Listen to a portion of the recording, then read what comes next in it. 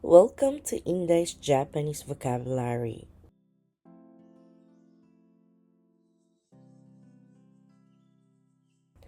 Ang vocabulary po ngayon,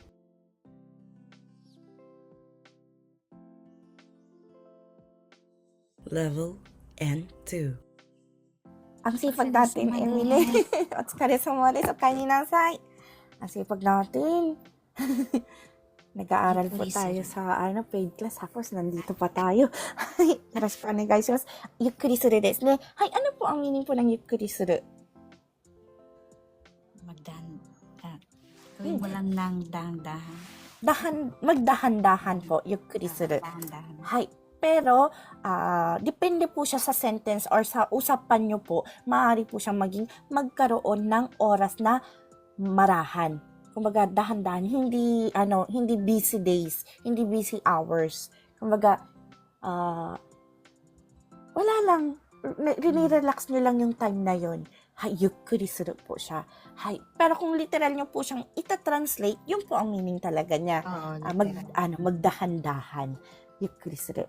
Pero kung ang pinag-uusapan niya yung pag-stay, ito po ang meaning niya. Magkaroon ng oras na marahan. Yung hindi running days na para ka na lang para oras nyo lang mag-stay sa bahay is para matulog, ganyan. Hay, yukkuri suru is kabaliktaran po ng busy na isogashi desu ne. Hay. Natsugi desu. Non-biri suru. Non-biri suru. So desu ne. Halos magkaparehas po ang yukkuri suru at saka non-biri suru. Pero ang non-biri is mas Mag-relax. hay, magre-relax na po siya. Hay. Paano sasabihin yun? Non-biri suru ne. 合ってますよ。のんびりするね。今日はのんびりする。Ganyan. Hay. So, yung使いますね. O kaya, kung gusto nyo pong sabihin na gusto nyong gawin yun, hindi nyo, kasi non-biri suru, sinasabi nyo na magre-relax kayo. Ngayon, kung gusto nyo pong sabihin na, gusto kong mag-relax, pwede nyo pong sabihin na non-biri.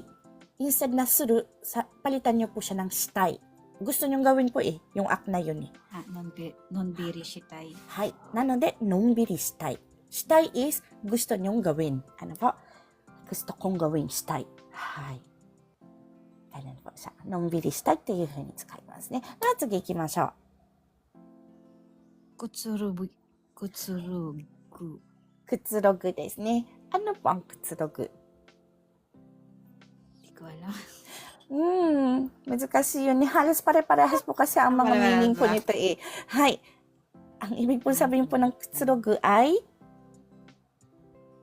Maging feel at home.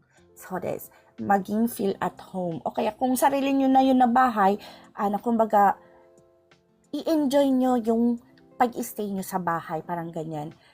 Kung halimbawa naman, bisita nyo, sasabihan nyo na, くつろいでね, くつろいでね, o kaya, くつろいでください. Kuya, kakok ka, para mas, maano natin. くつろいでね。くつろいでね. Ano po ito? Friendly po ito. Ngayon, kung medyo formal po, どうぞ。おくつ、違う。どうぞ。合ってる。おくつろぎください。どうぞおくつろぎください。はい。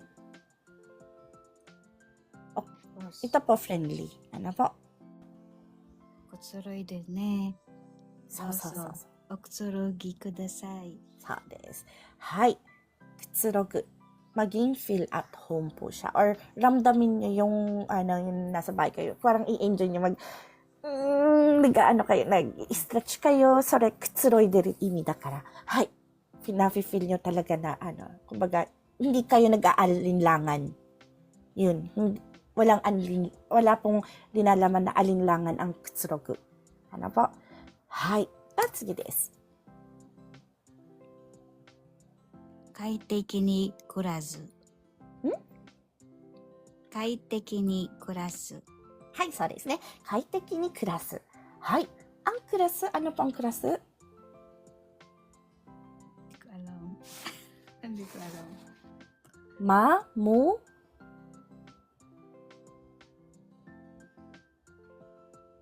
Mamo. mamu, hai. Mamo. Hai. Kaiteki, ano po ang kaiteki? Mamuhay ng matiwasay. Hindi ko alam yung Tagalog na yun na. Ano po matiwasay? Matiwasay? Maayos? Maayos. Maayos to ba? Chotto, chigaw ka na.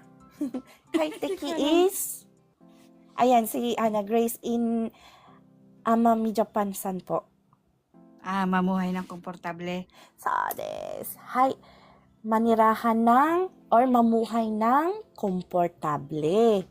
Salamat po, Grace-san. Hai. Bagong bato sa akin. Ahoma. Hmm. 快適に過ごすでも大丈夫ですし、mag-stay ng komportable, ganyan po. Yukuri lang yung alam ko. Mas mataas po ang level ng kaiteki kaysa po sa yukuri. Yukuri is a basic, po siya Basic. word po siya dito sa Japan.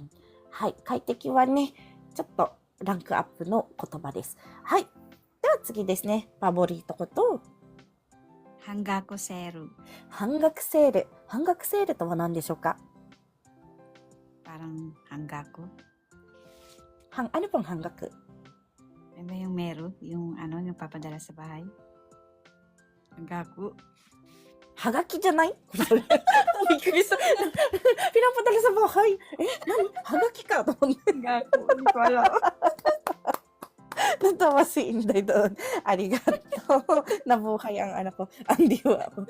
Hay, hanggaku. Ano po ang hang? Hambun? Yung Hanbun no han kalahati. desu ne. Half. Ano po ang gaku? Gaku? Hindi ko alam. Percent. Alam ko na. Waribiki. Waribiki. Half price po ang meaning po Kalahati? nito. Kalahating Porsyento? presyo. 0%. 0% wala na kayo Pero- babayaran. Hay, hanggaku. Hanggaku means half price po. 50%. Hanggaku. Hanbun no kakaku. Hanbun no gaku. Nakugai ka na. Hay, hanbun no gaku. Kalahating presyo. Kalahating presyo. Yun ba yun? Hay, kalahating presyo. Hay, kinat na po yung bun at saka no, kaya naging hanggaku po siya. So, sa English, half price. Half price. Ayan pala. Hay, yan po ang pinakatumpak po, hindi po percent. Hay, Kasi may zero eh. sale wa, alam na po natin sa English is Price. sale. Sale? Hindi naman price ang sale. Zero. Sale wa, sale. Hay, so ibig po sabihin, half price sale. Hay, half price sale po ang meaning po ng salitang ito. Hanggaku sale. Hay. Yan po yung title ng sale nila. So, half price siguro po yung mga tinitinda nila doon. Hay, mayroon silang sigurong isinasali doon na 10% off lang. Ganyan po talaga ang mga business. Hay. Kaya, pwede po maging 50% off sale. Pero mas okay po yung kalahating presyo or half price sale po ang pinakatumpak po ditong translation. Hay. De wa tsugi desu. Teguro na kakaku. Hay. Tegoro na kakaku. Hay. Ano po ang tegoro na kakaku? Minna tasukete. Minna tasukete, kawaii. Ayan po si Leo-san. Affordable price. Hay, affordable price po siya sa English po. Ano po?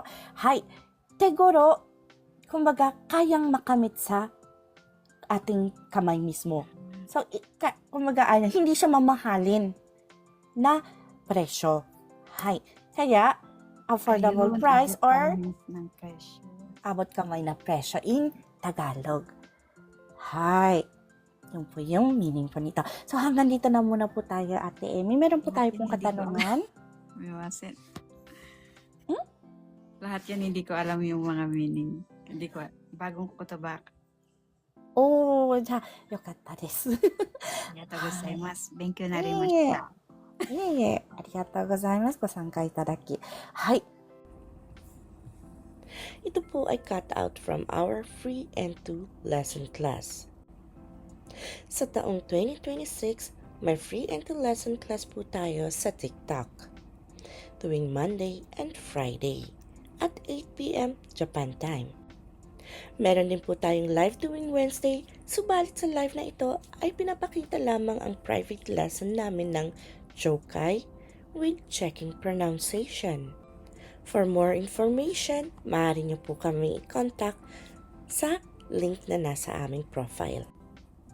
Kung nais niyo naman pong sumali sa aming free lesson, maaari niyo po akong hanapin sa pangalang Inday in Japan o at Mark Inday in JP sa TikTok. Please follow me and stalk me sa araw at oras na aking nabanggit. Thank you for watching and please continue supporting me, follow me, and share my videos for more contents. Maraming salamat po. Hanggang sa muli.